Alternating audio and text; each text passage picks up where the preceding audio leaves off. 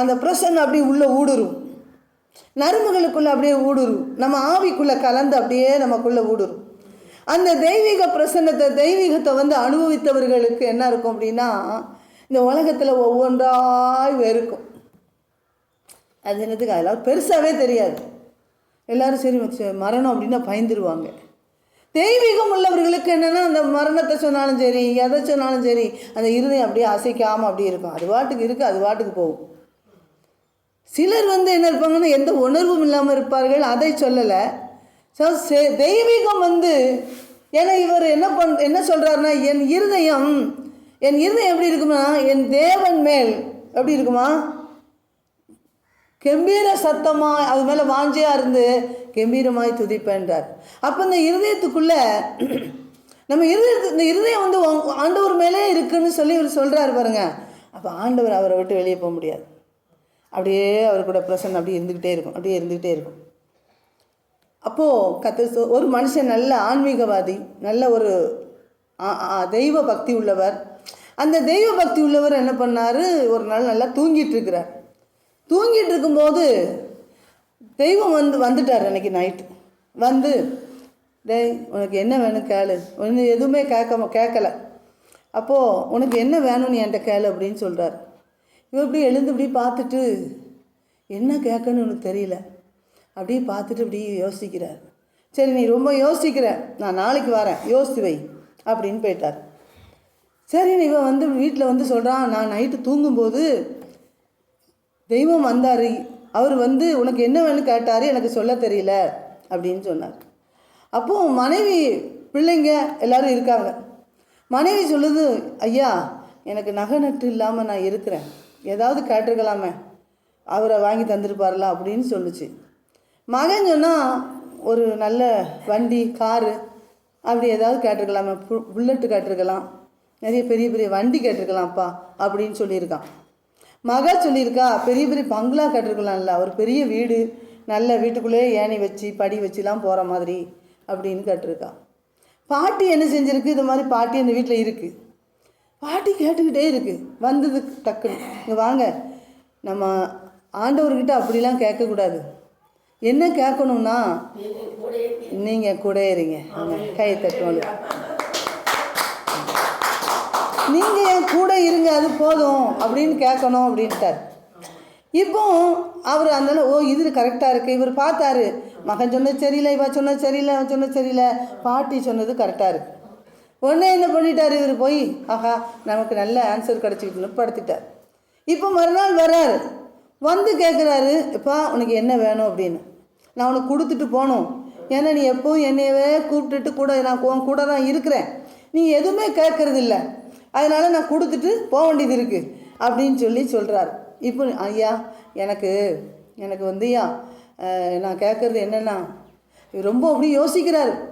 ஏன் யோசிக்கிறேன், என்னால் தர முடியாது ஒன்றும் இல்லை, சும்மா கேளு அப்படின்றார். இல்லையா நான் சொல்ல போகிறது, நான் கேட்க போகிறது அப்படின்னு சொல்கிறார்.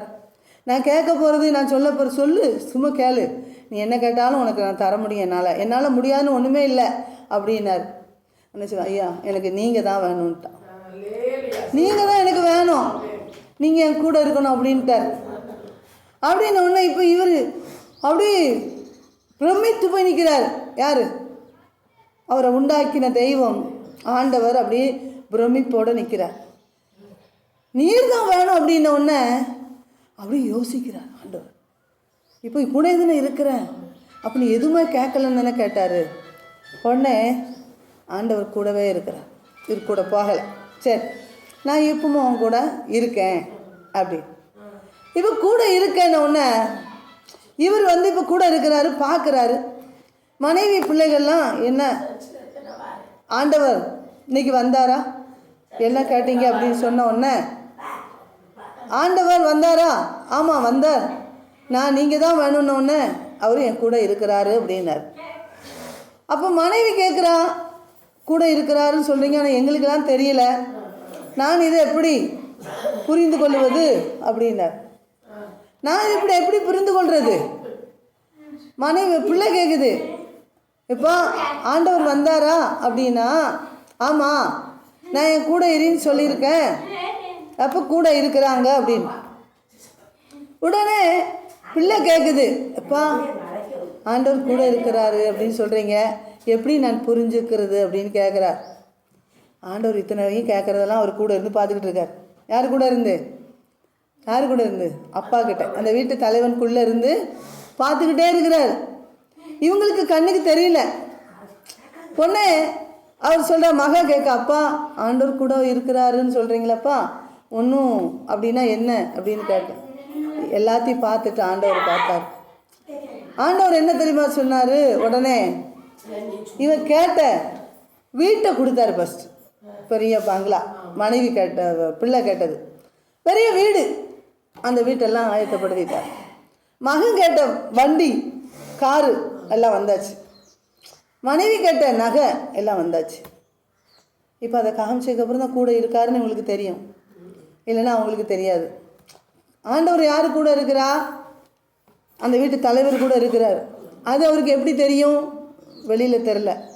அவர் கூட இருக்கிறார்ன்ற உணர்வு, அந்த அன்பு, அந்த இருதயத்தோடு சொன்னார் பாருங்க, என் இருதயம் எல்லாம் எப்படி இருக்குன்னா வாஞ்சையாக இருக்குதுன்னு சொன்னார்ல, அவரோடு கூட இருக்குது. இருந்த உடனே இப்போ தான் இவங்களுக்கெல்லாம் வந்து, ஆமாம் உண்மையிலே ஆண்டவர் இருக்கிறாரு, கார்லாம் வந்துடுச்சு, வீடு வந்துட்டு, அது வந்துட்டுன்னு சொல்கிறாங்க. அப்போ இவங்களுடைய பார்வையில் என்ன அப்படின்னா, இவங்க கேட்டதெல்லாம் வரணும், இவங்க கேட்டதெல்லாம் இவங்க விரும்பினதெல்லாம் வந்தால் தான் கடவுள் இருக்கிறார், ஆண்டவர் இருக்கிறார், தெய்வம்னு இருக்கிறார், இயேசு இருக்கிறார்னு நம்பிக்கை வரும். என்ன சொன்னாங்கல்ல, எப்படி நான் புரிஞ்சுக்கிறது அப்படின்னு. அப்போ காரும் பைக்கும் வீடும் எல்லாம் வந்த உடனே இவங்களுக்கெல்லாம் இயேசு இருக்கிறாருன்னு நம்பிக்கை வந்துட்டு இப்போ. ஆனால் அவருக்கு இதெல்லாம் பெருசாக இல்லை. யாருக்கு? அந்த தகப்பனுக்கு. அந்த தகப்பனுக்கு என்ன இல்லை, இதெல்லாம் பெருசாக இல்லை. ஏன் அப்படின்னா இவனுக்குள்ள ஆண்டவர் வாசம் பண்ணுறாரு, இவருக்குள்ள வாசம் பண்ணுறாரு. அந்த தெய்வீகம் அப்படியே அவனுக்குள்ளே இருக்குது. அதனால இவனுக்கு என்ன இல்லை, இதை பற்றிலாம் அவனுக்கு பெருசாக தெரியல. வீடோ காரோ அந்த பைக்கோ வண்டியோ குப்பையாக இருக்குது, தேவைதான். ஸோ அதெல்லாம் அவங்களுக்கு ஒன்றுமே தெரில. இவங்களுக்குள்ள ஆசை மாதிரி அவருக்கு வரலை. ஏன்னா இவர் ஆண்டவரோட, இவருடைய உள்ளமும் ஆவி ஆத்மாவும் ஆண்டவரோடு ஒரு இணைப்பு இருந்ததுனால இதெல்லாம் பெருசாகவே தெரில. இன்றைக்கி அநேக மக்கள் பார்வையில் அப்படி தான் இருக்குது. எப்படி இருக்குன்னா, ஏதாவது இருக்கா, நீ ஏசுன்ட்டு போறிய, உனக்கு அது இருக்கா, இது இருக்கா, கார் இருக்கா, வண்டி இருக்கா, வீடு இருக்கா அப்படின்னு அவங்க பார்வை என்ன அப்படின்னா, ஏதாவது இருந்தால் தான் இயேசு கூட இருக்கிறாருன்னு அவங்களுக்கு நம்பிக்கை வரும். ஆனால் இன்றைக்கி உங்களுக்கும் எனக்கும் இந்த வசனத்தில் சொல்கிறாரு சங்கீதக்காரர் சொல்லும்போது, என் தேவனையே என் ஆத்துமா கர்த்தருடைய ஆலய பிரகாரங்களின் மேல் வாஞ்சையாக இருக்கும், என் இருதயமும் என் மாம்சமும் ஜீவனுள்ள தேவனை நோக்கி கம்பீர சத்தமிடும்.